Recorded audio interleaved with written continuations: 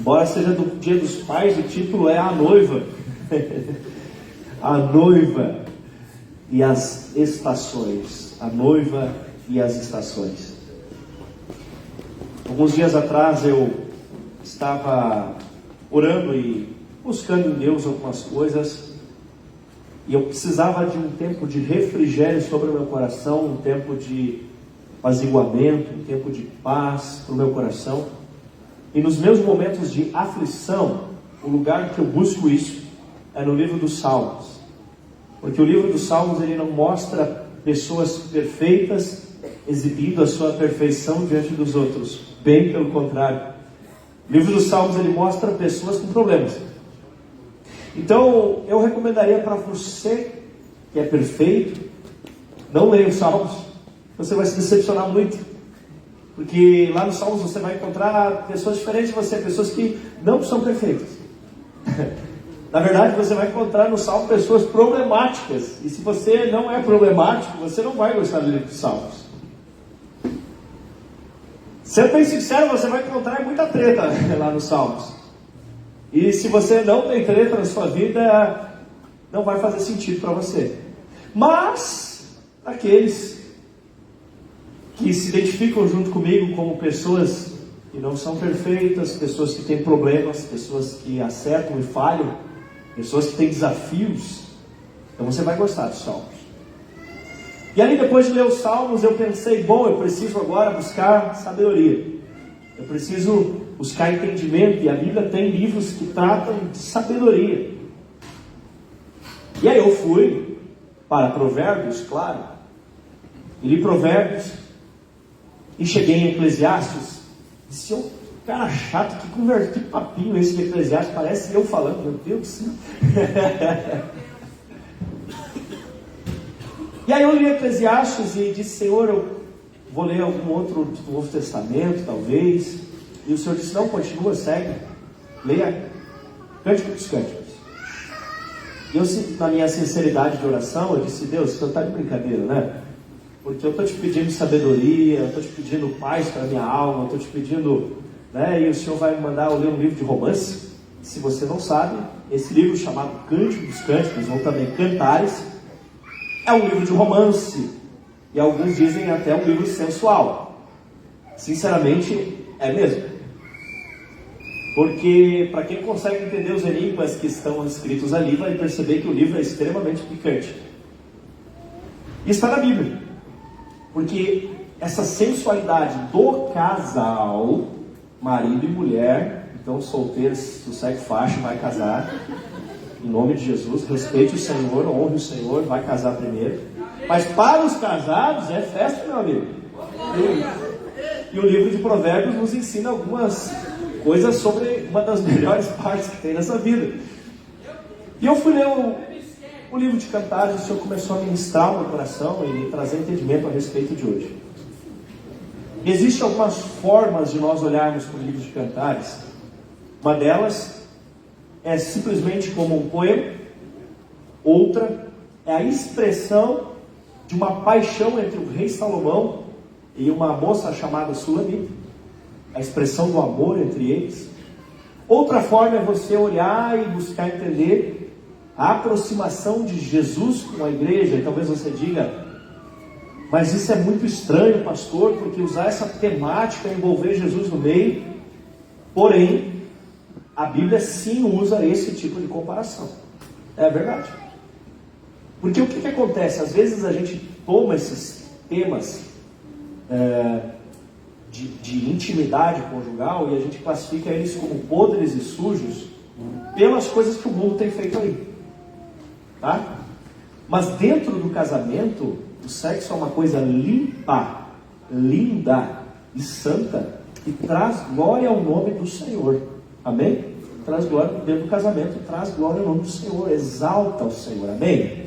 Ixi, deu uma meia, a coisa está brava aí.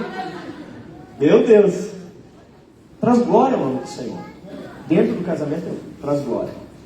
E ele usa essa parábola de marido e esposa como algo para refletir a necessidade que há da igreja estar buscando aproximar-se do Senhor Jesus, depender do Senhor Jesus proteger ela, e o casamento faz essa parábola, bem como a necessidade de uma conexão, de uma intimidade, a necessidade de buscar com fervor, com intensidade. Por mais que para nós pareça profano esse tipo de comparação, ela é bíblica. Ela está presente em Cantares, ela está presente em Efésios capítulo 5, ela está presente em outras partes da Bíblia. Claro que tratada com respeito e não como deboche, né? E o Espírito Santo começou a ministrar o meu coração. Primeira coisa é que essa noiva citada em Cantares, ela era uma noiva que estava distraída. Eu quero que hoje a gente olhe para esse livro na perspectiva da relação Igreja-Jesus, certo? Igreja-Jesus, mas também na relação você-Jesus, amém? Amém? Tudo que eu falar que você possa olhar desses dois pontos de vista, a Igreja de Jesus e você, Jesus, amém? Olhe dessas duas maneiras. Essa noiva, ela estava preocupada em cuidar do que era dos outros, e não de cuidar do que ela dela mesma, em cuidar do que os outros se importavam que ela cuidasse, e não daquilo que ela deveria estar cuidando. Pegou? Olha só, Cânticos ou Cantares, capítulo 1, versículo 6. Eu vou ler alguns versículos na Nova Almeida Atualizada e outros na NVI. Essa é na Nova Almeida Atualizada. Não olhem para minha pele morena, porque o sol me queimou. Então, essa moça estava com a pele queimada, certo? Os filhos da minha mãe se indignaram contra mim e me puseram de guarda das vinhas. Mas a minha vinha, que pertence a mim, não a guardei. Alguns dizem que a vinha que ela está falando se refere à saúde e à beleza dela, que ela deveria estar guardando a saúde e a beleza dela para o noivo. Outros dizem que era uma vinha mesmo, era uma parreira de uva que era para ela cuidar, mas ela acabou cuidando da dos irmãos, enfim. De qualquer forma, ela deixou de fazer o que devia fazer para fazer o que os outros achavam que ela deveria fazer. Uau! Já se pegou numa situação assim?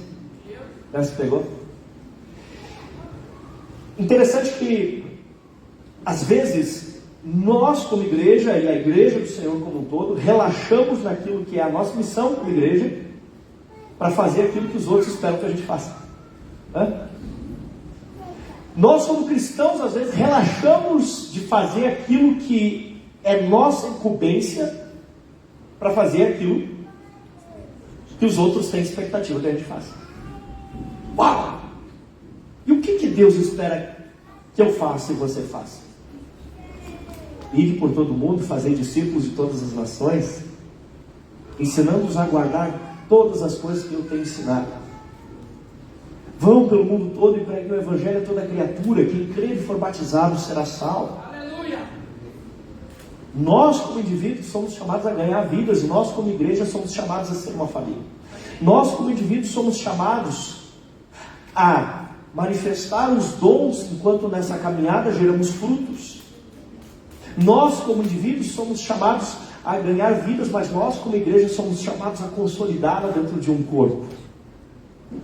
Mas às vezes a gente como indivíduo, ou como igreja, olha para os lados e vê a expectativa que há sobre a igreja. E vestimos uma couraça de uma santidade inatingível. E por muito tempo, a igreja de Jesus, ela andou numa busca incessante de expressar para fora uma santidade. E que deve existir santidade, mas uma perfeição. E infelizmente ainda não conseguimos manifestar ela no todo. Então você vê pessoas por aí debochando e rindo da igreja e dos cristãos. Por quê? Porque arrotaram de uma santidade da qual ainda não viviam, não tinham. Você está entendendo? Então quantas vezes nós nos preocupamos com o que os outros esperam que o corpo seja e que nós façamos como pessoas, e não estamos tão preocupados com o que Deus nos chamou para ser e fazer. Deus te chamou para ser um ganhador de vidas, para ser uma pessoa que os outros, de olhar para ti, percebam que Cristo é real, de caráter, de integridade, de amor pelo teu Senhor. Porque dessa moça noiva, o que se esperava, a noiva do rei, dessa moça o que se esperava era uma paixão ardente pelo seu amado. Era isso que se esperava. E o que se esperava dessa noiva é que ela fosse para os seus banhos de nardo, sei lá que óleo que usava, para os seus aloés, que ela fosse para o salão de beleza, que ela se preparasse porque ela ia casar com o rei. Então, é que ela realmente entendesse que a saúde dela, a beleza dela, agora era mais importante que a própria carreira que ela cuidava. E que ela entendesse que ela devia focar na sua missão para o seu encontro com o amado. Eu pergunto para você: você está terminantemente apaixonado pelo nosso amado Jesus? Porque se nós não estamos, pensa comigo, está todo um bafafá agora, a galera falando assim, será que esse lance da Olimpíada, do cavalo, do não sei o que, será que está chegando o dia do arrebatamento, e outros já dizem é tribulação, e anticristo, não sei o que, mas deixa eu te perguntar uma coisa, toda a humanidade culmina para este encontro de Cristo com sua igreja, e eu te pergunto, essa igreja, ela está terminantemente apaixonada pelo seu noivo? Ela está terminantemente desejando o seu noivo? Ou ela está tão preocupada com os negócios da terra? E você, como indivíduo, você está só preocupado com o fim de mundo por fim de mundo? Ou você está realmente interessado em se encontrar com o teu Jesus que te salvou? Ei, cadê aquele amor que você tinha nos primeiros dias? Quando você conheceu Jesus, teus olhos brilhavam, teu coração queimava, teu coração ardia de amor por Jesus Cristo. Onde isso ficou? Porque essa moça, ela se entreteu com outras coisas, e estava chegando perto do casamento, e ela não tinha a saúde e a beleza que ela deveria entregar para o seu noivo. Nós como igreja temos que ter um fervor, um desejo, uma expectativa pelo nosso amado Jesus. Nós temos que ser aqueles que sim se trancam para orar, para passar horas orando, para buscar. Temos que ser aqueles que têm expectativa de estar no culto, de estar nas células, que tem os olhos brilhando, que começa a tocar o louvor, que começa a se derreter todo, que vira e mexe, o cara te dá uma cortada no trânsito, tu já dá uma rajada de língua estranha. Acho que eu ia falar outra coisa, né? Hoje eu brincando com meu filho, afinal era dia dos pais, né? Uma hora eu estava brincando com ele de bonequinhos, os carrinhos dele. E daí tinha um boi preto. E daí eu peguei o boi preto e cheguei assim no outro bonequinho que ele estava segurando e disse: eu sou o boi da cara preta. Mas era fazendo um dualismo, né? Tanto ao bicho, mas o fato do boi ser preto. Aí ele veio com o bonequinho dele dar um golpe no boi e disse: checa na mais. Claro que ele fez na brincadeira, né? Mas as coisas espirituais servem espiritualmente. Quando ele ouviu a história boi na cara preta, ele já, preciso trocar a arma do bonequinho. E nós temos que entender as coisas espirituais e nos armarmos de paixão por Jesus, de desejo pela sua presença, de ser uma igreja que tem os olhos como chama de fogo, uma igreja que brilha de amor por Ele, que deseja encontrar-se com Ele, uma igreja que deseja estar com Ele. É essa igreja que nós precisamos ser, amém? Não perder o nosso foco. É interessante que quando você fica perto de uma pessoa que ela ama muito algo ou alguém, há uma tendência de você aos poucos começar a se apaixonar por aquilo, ou no mínimo ficar curioso por aquilo. É ou não é? É ou não é? Você começa a despertar o desejo, você começa a ficar curioso sobre aquele assunto. Até o teu celular que te espiona 24 horas por dia, ele escuta a outra pessoa falando e começa a pesquisar e te mostrar aquele conteúdo também. E muito do nosso evangelismo, ele precisa ser assim. Ele precisa ser de nós amarmos tanto Jesus, que as pessoas queiram também conhecer o nosso amado. De nós desejarmos tanto o nosso Senhor Jesus, que as pessoas queiram também conhecer o nosso amado. Amém? Dizem que a melhor propaganda é um cliente satisfeito. Então talvez o melhor evangelismo seja um cristão em chamas. que será que estamos fazendo que não deveríamos? O que será que estamos fazendo apenas por aparência? Thomas Paine dizia: a reputação é o que os outros pensam sobre nós, caráter é o que Deus pensa sobre nós. E essa mulher, ela estava preocupada com os irmãos dela, menos do que com o noivo dela. Ela estava preocupada às vezes com o exterior, não com o interior. Quer saber se você está conseguindo cuidar daquilo que devia, ou você não está cuidando, está distraído? Se o que você está cuidando é a vinha dos outros, quando eles não te elogiarem, você desanima. Se você não está cuidando da sua missão, da sua vinha, quando eles não te elogiarem, você desanima. Agora, se a vinha que você está cuidando é de Deus, então você serve tranquilo, porque você sabe que Ele vai te recompensar. Amém? Você está tranquilo, você sabe que Ele vai te recompensar. Pensa numa pessoa agora que você admira. Eu realmente tive dificuldade de pensar alguns nomes genéricos, que não é de cristão, assim, nome genérico, sei lá, um Elon Musk da vida, uma Michelle Bolsonaro, um Silvio Santos, sei lá, alguém que de alguma forma você gosta, que você admira, que você olha e diz: uau, que pessoa bacana.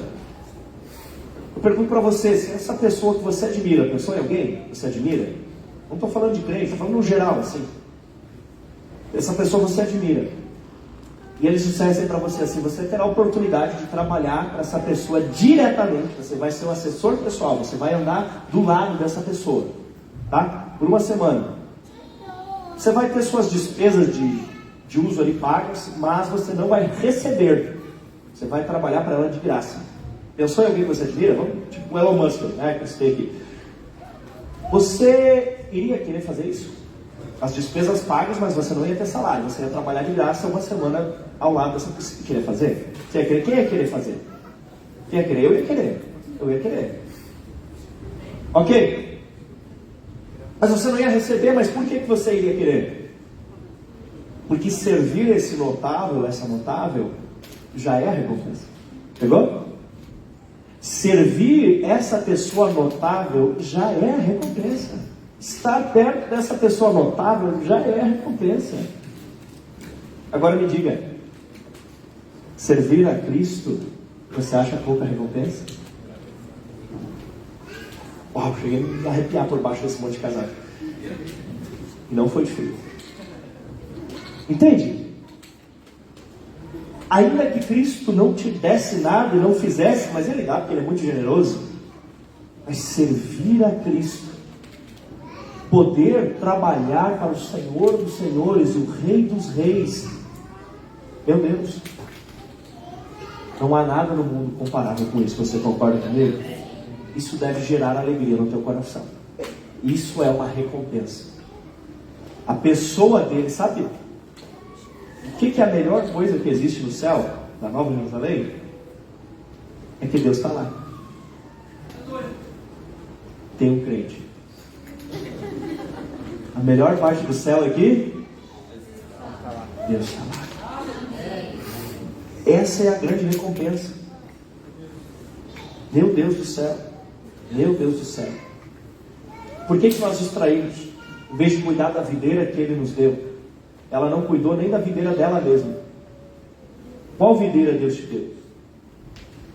Teu cônjuge é uma videira que Deus te deu. E se você não cuidar do teu cônjuge, você está distraído. Se você como cristão lembrar de cuidar da vida dos outros, se você como cristão lembrar de cuidar dos outros, mas você não tratar bem o seu cônjuge, você anda distraído e não está focado na sua missão. Você precisa cuidar do seu cônjuge, amém? Glória a Deus. Inclusive, como nós vimos, uma das suposições é que a vinha que ela deveria cuidar era da sua saúde, da sua beleza. A tua saúde é um presente que você dá para o teu cônjuge e para os teus filhos.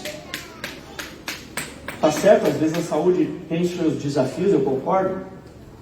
Mas se você não cuida da sua saúde, você está falhando em cuidar da sua missão, porque a sua missão é entregar esse presente ao seu cônjuge e aos seus filhos. Amém? A sua formosura é um presente para o seu cônjuge. Sim, você tem que se esforçar para ficar bonito. É óbvio. Por quê? Porque o teu marido ou a tua esposa merece alguém bonito, não merece? Então você se esforça, porque essa formosura é um presente que você entrega ao seu cônjuge, amém? Você entrega esse presente. E que mais? Se você, olha só, se você não gosta de servir, você não devia nem ter casado. Porque o teu serviço é a tua videira, meu irmão. Servir a pessoa com quem você casou, e eu estou dizendo que servir o outro, tá? Não é só um lado só, é um servir. Servir a pessoa com quem você se casou é a tua videira, meu irmão. Vai cuidar da tua casa. Amém? Ame a sua mulher, ame os seus filhos, ame o seu marido. Vai cuidar da tua casa. Porque se você não cuidar direito dos teus filhos, da tua esposa, cara, você é um lixo. Você tem que cuidar da tua mulher, você tem que cuidar dos teus filhos, você tem que cuidar da tua família. Isso é muito importante, amém? Os filhos, eles são a tua videira. Meu Deus do céu. Olha só, você sabia que existem relógios que podem custar até 200 milhões de reais? Tá lasqueira. Você já pensou ter no pulso algo que vale 66 pavilhões desse? Compartilha, irmão. Pelo menos compartilha esse pavilhão aqui. Você já pensou ter no pulso 66 pavilhões desse? Meu Deus do céu. E se eu te entregasse um relógio desse na mão e dissesse, amigo, se você faça um frete aí para mim, leve esse relógio até o Acre. Deixa eu te perguntar, você colocaria ele dentro de uma mochila assim, a tiracolo, subiria numa motinha e levaria o Acre? O que você faria? Você ligava para o Fabrício, fazia entrega expressa, né, Fabrício? Agora, papai, cadê você? Você tem uma coisa lá em casa que vale mais que o tal do relógio. E a Bíblia diz que uma alma vale mais que o mundo inteiro. E você tem um filho para proteger. Você tem uma filha para proteger. Mamãe, esse bebê que você carrega ou carregou no seu ventre vale mais do que esse relógio. Porque uma vida vale mais que o mundo inteiro. E você vai dar princípios que vão nortear toda a vida dessa criança. Então os filhos são a videira que Deus te mandou cuidar. E você pode ser bom em qualquer... Você pode ser um bom profissional, você pode ser bom com os amigos, você pode ser um bom líder de célula, mas se você não cuidar bem dos filhos, você é uma porcaria. Porque você está cuidando da videira dos outros. Você está cuidando das coisas que os outros esperam que você cuide, mas você não está cuidando bem daquilo que Deus colocou dentro da tua casa e Ele espera que você cuide. Por isso Deus espera de nós que sejamos bom marido, boa esposa e bons pais. Amém? Deus espera isso de nós. Isso é nossa videira, meu irmão. Isso é nossa videira. Nós precisamos cuidar disso. A família é a célula máter que norteia toda a sociedade. O que se vive dentro de casa hoje é o que se vive na rua amanhã. E se nós somos o povo que traz restauração sobre a nação, nós precisamos ser o povo que reconstrói dentro de casa. Porque o que hoje nós semeamos no micro, amanhã nós colhemos no macro.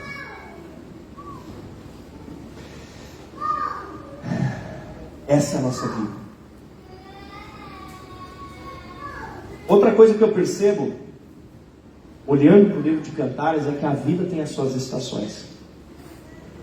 Eles seguem Cantares 2, 10 até o 12. Meu amado falou e me disse: levante-se, minha querida, minha bela, e venha comigo. Veja, o inverno já passou. Posso ouvir um glória a Deus? As chuvas acabaram e já se foram. Apareceram flores sobre a terra. E chegou o tempo de cantar. Já se ouve em nossa terra o arrulhar dos pombos. Aleluia. Você já reparou que o inverno tem um poder assustador? Você tem lá uma paisagem, com árvores lindas.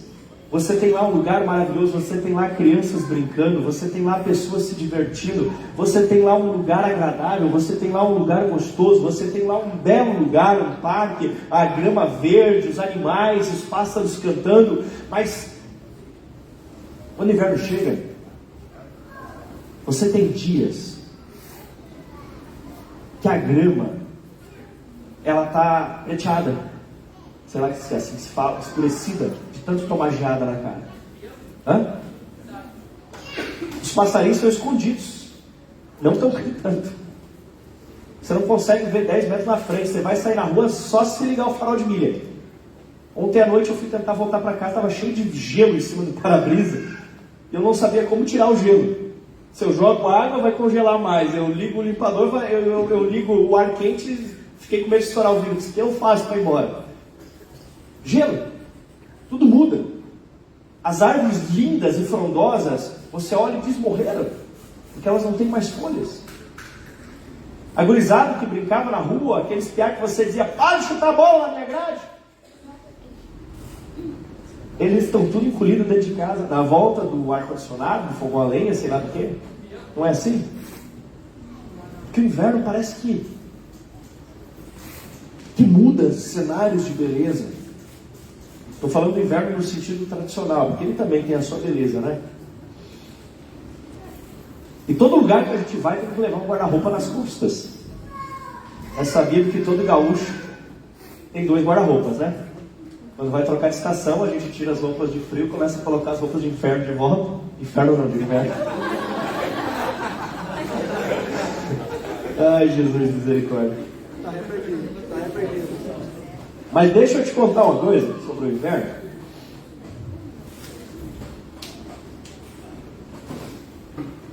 O inverno não dura para sempre. Que revelação. O inverno, mas vai dizer que às vezes a gente fica com a impressão que nunca vai acabar. Quando a pilha de roupa limpa acaba e a pilha de roupa suja e molhada que não secou aumenta, a gente pensa que o inverno não vai acabar mais. Hã? Não acontece isso na tua casa também? Vai passando os dias e não tem onde secar a roupa. Parece que o inverno não acaba. Passa dia e vem dia e você sai na rua naquela serração, os pocateiros que nem eu, tem que puxar a touca, né? Porque começa a querer criar geado em cima. Não, é um frio, é verdade. Você que tem cabelo, não deboche da gente, por favor, porque é triste, é gelado, tô falando sério, é frio.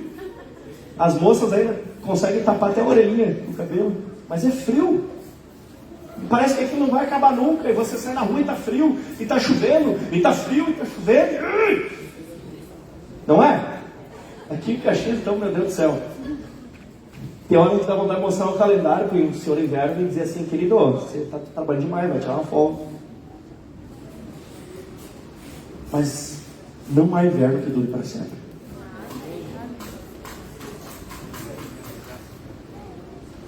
E esses versículos, eles dizem assim, o inverno já acabou.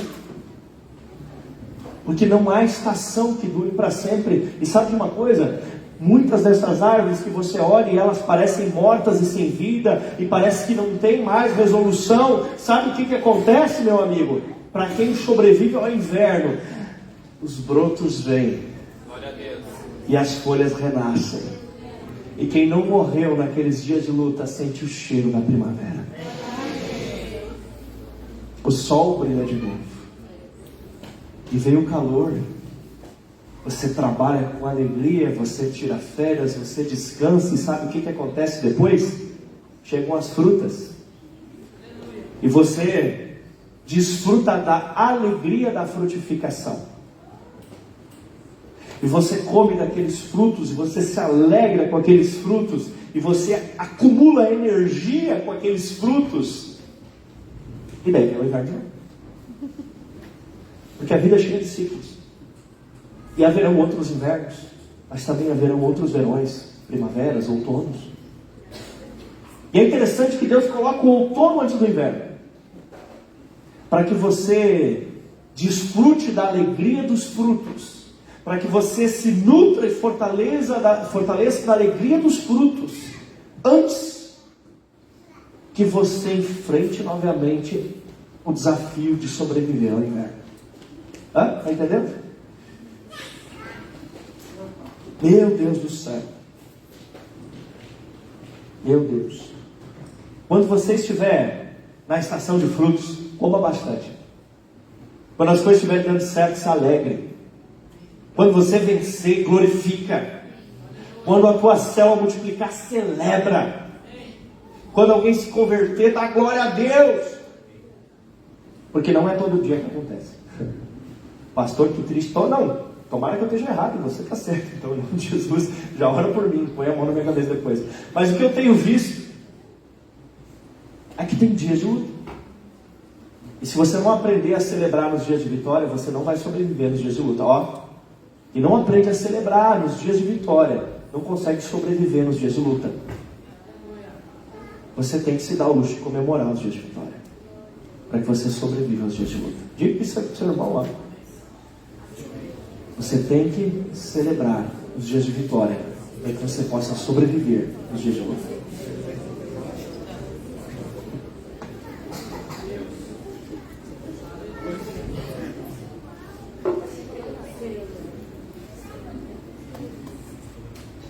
Nós precisamos ter a sabedoria de entender o que isso nos ensina.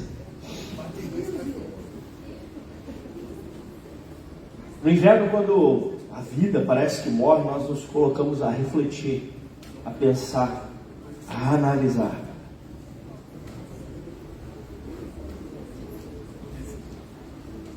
Um pouco mais à frente, em Cânticos 2,15, a Bíblia nos mostra que muitas vezes grandes problemas, na verdade, são compostos de pequenas partes. Eu já preguei sobre isso. Diz: peguem as raposas, as raposinhas que devastam os vinhedos, porque as nossas vinhas estão em flor.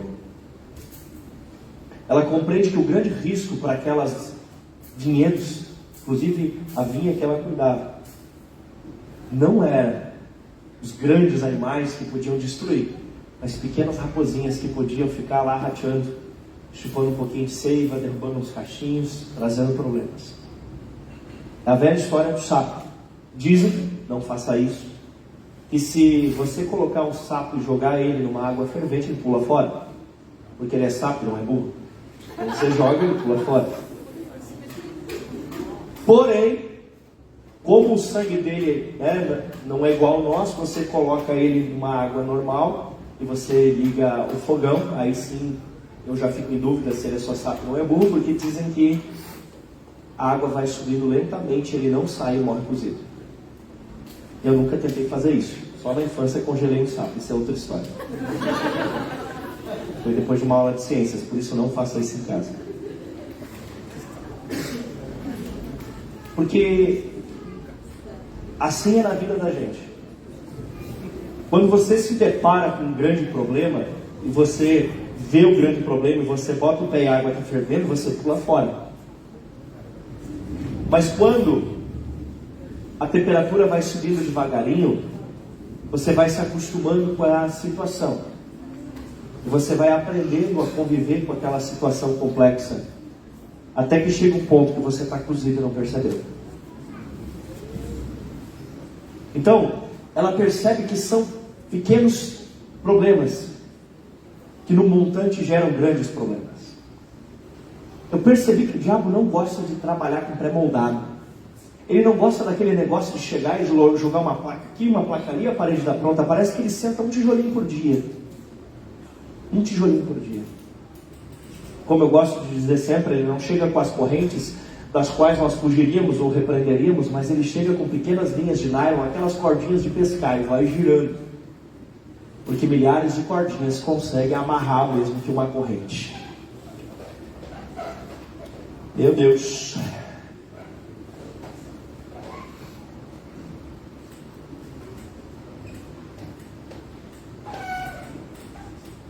O inimigo tenta nos prender em pequenas coisinhas do dia a dia. E aquela moça percebe que o seu casamento ele não poderia acontecer com o seu amado se ela fosse deixando pequenas coisas contaminarem o seu coração. Porque isso um dia se tornaria um problema real para o seu noivo. Poderia impedir seu casamento. Por isso você precisa esvaziar o seu queixo espiritual e voltar ao teu relacionamento com o teu noivo. Porque o que te feriu na caminhada, o que te levou a perder o fervor da tua busca por Deus, não foi o que Deus fez contra você. mas foi o que você foi sofrendo no se relacionar com pessoas. E isso que foi gerando atrito no teu relacionamento com o teu Deus. Mas quando você começa a colocar isso de lado, dizer, sabe de uma coisa? Eu vou esvaziar o meu coração. Eu vou pedir perdão a quem eu ofendi, eu vou perdoar quem me feriu, mas a minha relação com o meu noivo eu vou manter. Em nome de Jesus. Quando você vê as pequenas coisas, meu irmão, resolva. Conta-se a história, claro que ela é fictícia, né? Que um cowboy, ele, quando criança, foi quase atropelado por um trem e ele ficou ressabiado daquilo. E um dia, quando cresceu, ele foi até a cidade, ele viu numa vitrine um trenzinho de brinquedo, puxou as suas pistolas e encheu de tiro. Alvejou o trenzinho. E disseram para ele assim, você tá maluco? Ele disse, não, esses bichinhos aí, quando são pequenos, são mansos, mas depois que cresce, ficam bravos.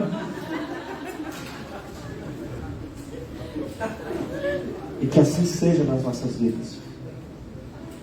Que a gente logo resolva o nosso coração nas pequenas coisas, para que isso não nos atrapalhe na nossa relação com o nosso amado. Amém? Que a gente possa se livrar das distrações, das coisas que nos tiram o foco da nossa real missão, que é amar o Senhor Jesus, que é ganhar vidas para o Senhor Jesus e aprender a ser família de Deus. Dizem que comparam, né, os homens com fornos, micro-ondas e as mulheres com fogão a lenha. E sabe, no que tange a busca por uma conexão, Deus, ele está sempre preparado para ouvir nossas orações e para nos levar a desfrutar de um avivamento. Ele está sempre preparado. Deus não precisa criar um clima, Deus não precisa de um louvor tocando, Deus não precisa, Ele está sempre disposto a se conectar com os seus filhos e a derramar as suas bênçãos. Mas nós, a igreja, a noiva, às vezes a gente diz assim, não, mas se eu não botar um louvor eu não consigo orar. Não, mas se eu não for no culto eu não consigo conectar. Não, mas se não tiver tudo bem eu não chego diante de Deus. Nós como noiva somos tão lentos às vezes. Enquanto o noivo está focado, preparado e nos esperando, dizendo, igreja, quando você estará pronta para o nosso casamento? Você compreende isso, querido? Terceira coisa, já estamos caminhando na direção final. Dizem que a beleza está nos olhos de quem vê.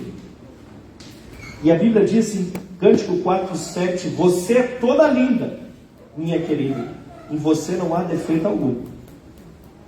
Nas sábias palavras do pastor Marcelo, não.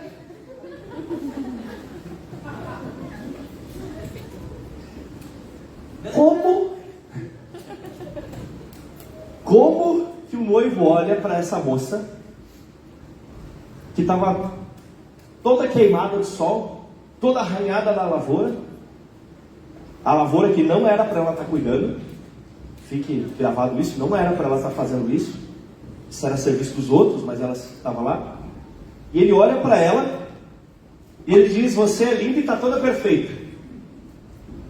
Sabe por quê? Porque a beleza está nos olhos de Jesus e não em nós. E para Ele nós somos perfeitos. E para Ele nós somos belos. E por mais que nós tenhamos às vezes nos distraído, nos perdido na caminhada, e por mais que às vezes nós estejamos nos sentindo indignos, Ele olha e diz assim, você é tão perfeita. Oh, minha igreja, você é tão perfeita, você é tão linda. E é assim que às vezes você se sente no teu relacionamento pessoal com Deus. Às vezes você pensa, mas eu estou sujo, mas eu errei, mas eu falhei, mas eu pequei, nunca mais vai ser igual. E o teu amado olha para você e diz, você é perfeito. Porque a beleza está nos olhos dele, não é você. Porque a santidade está na santidade que Ele deu para você, não na santidade que você conquistou com o seu braço. Você crê nisso? Meu Deus do céu.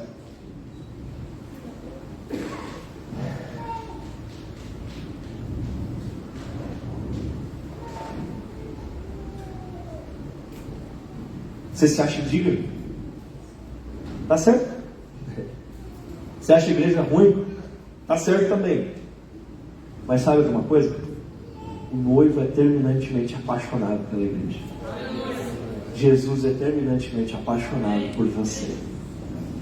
Jesus te ama, isso não é mérito teu. Como não foi mérito teu conquistar esse amor dele, também não é um mérito teu mantê-lo. A beleza está nos olhos dele. Por último, essa noivinha, além de preguiçosa, ela estava distraída. Cânticos, capítulo 5, versículos 2 até o 7, convido você a ler, Cânticos 5, 2 até o 7, e diz assim, peraí que eu abri no versículo errado. Eu dormia, mas o meu coração estava desperto. Escutem, meu amado está batendo. O amado, abra minha porta, minha irmã, minha querida, minha pomba, minha perfeita. Pois a minha cabeça está encharcada com orvalho e o meu cabelo está sereno da noite. Nesse momento, o amado chega para finalmente ter as suas núpcias. E ele chega apressado e preparado para desfrutar daquilo que lhe era prometido. E ela diz: eu já tirei a minha túnica, terei que vesti-la de novo? Eu já lavei os pés, terei que sujá-los de novo? O meu amado pôs a mão por uma abertura da tranca, e o meu coração começou a palpitar por causa dele.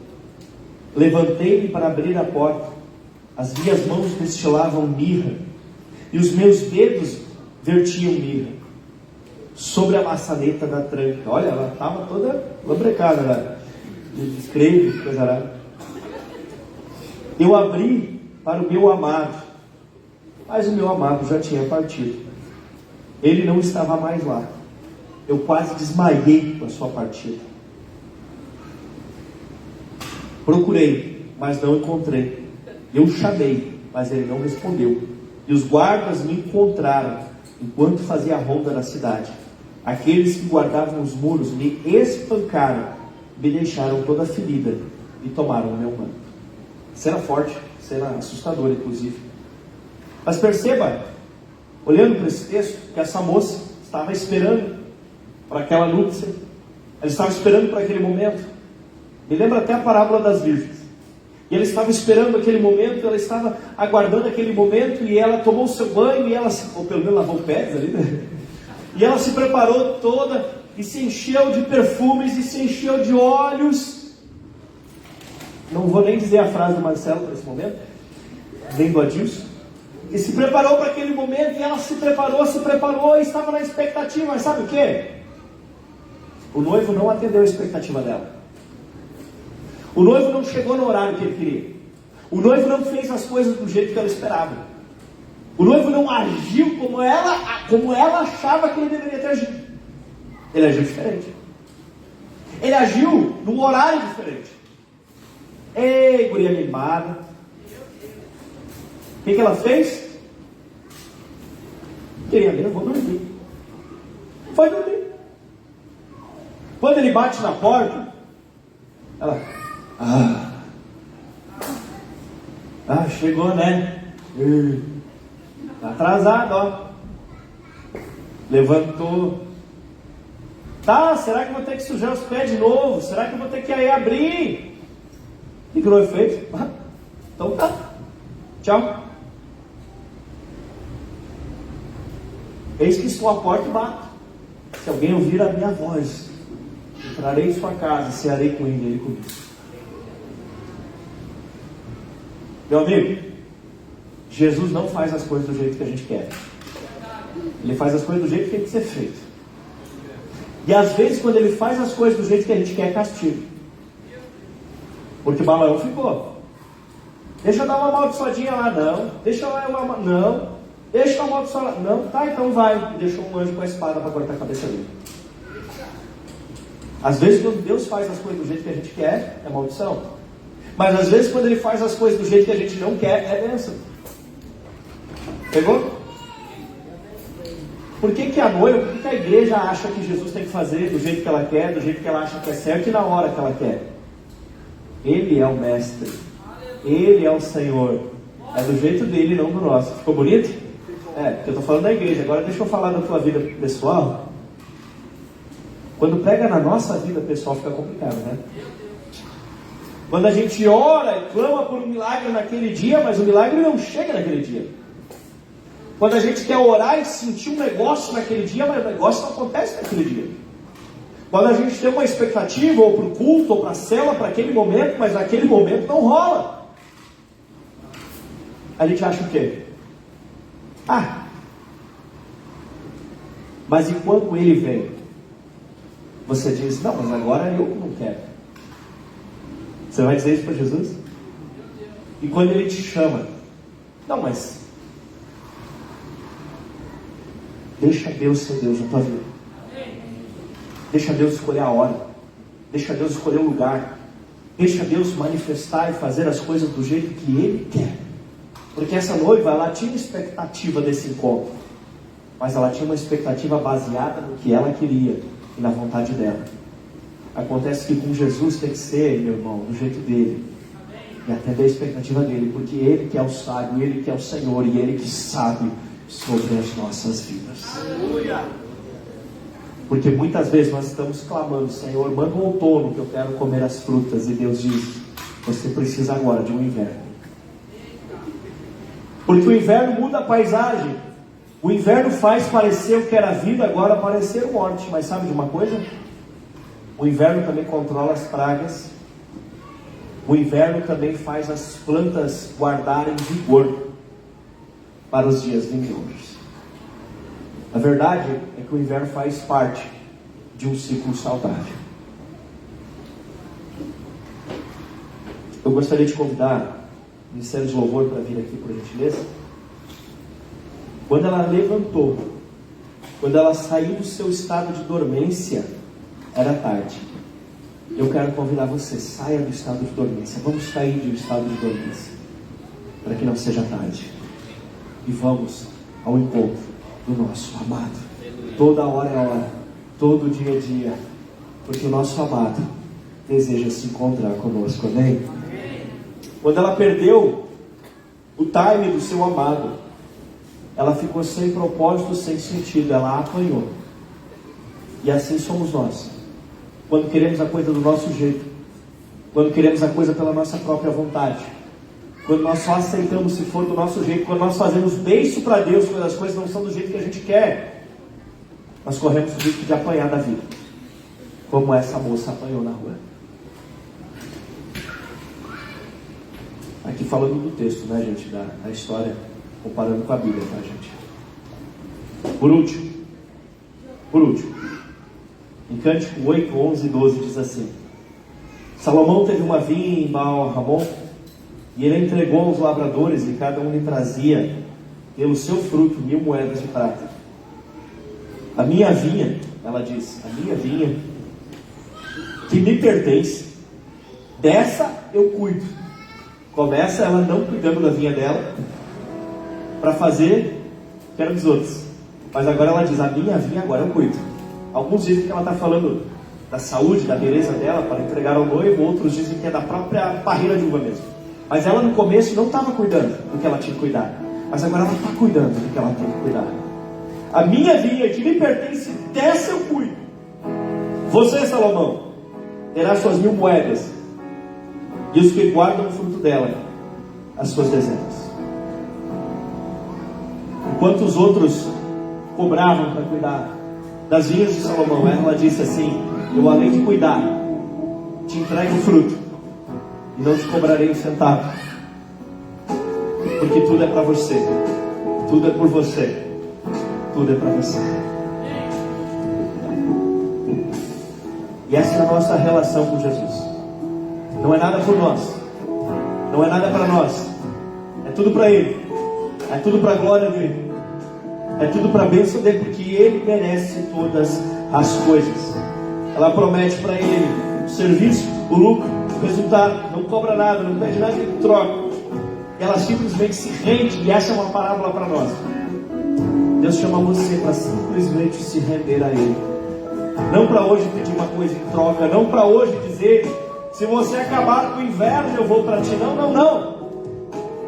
Se você abrir essa porta na hora que eu quero, não, não, não. É simplesmente dizer, tudo que tenho, tudo que sou, hoje eu rendo a ti, e eu declaro que seja feita a tua vontade, e que seja feita do jeito que o Senhor quer, da maneira que o Senhor quer, e não do meu próprio jeito, não da minha própria vontade. Eu quero convidar você hoje a se render ao teu amado Jesus. Eu quero convidar você a sair do lugar confortável que você está aí com ar-condicionado, e você vir até aqui na frente e se ajoelhar diante dele e dizer: Senhor, eu entrego tudo a ti, eu entrego tudo a ti, eu entrego tudo a ti. Se a tua saúde te permite, faça isso. E se ajoelhe e diga: Senhor, eu entrego tudo a ti. É claro que eu gostaria que fosse do meu jeito, mas eu entendo a tua soberania, e eu declaro que seja feita a tua vontade, que seja do teu jeito, e na hora que o Senhor chamar, tomar